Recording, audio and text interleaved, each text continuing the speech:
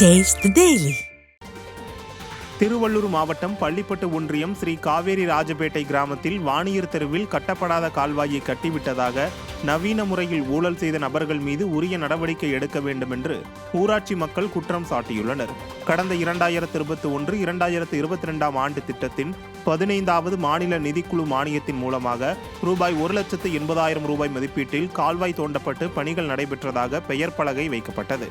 பெயர் பலகை எழுதப்பட்டு கடந்த 2 ஆண்டுகளாக கால்வாய் பணிகள் தொடங்காததால் கால்வாய் பணிகளுக்கான பணம் கையாடல் செய்யப்பட்டதாக ஊராட்சி மக்கள் குற்றம் சாட்டியுள்ளனர். விடியா திமுக ஆட்சியில் எங்கும் ஊழல் தலைவிரித்தாடுவதாக ஊராட்சி மக்கள் குற்றச்சாட்டை முன்வைத்துள்ளனர்.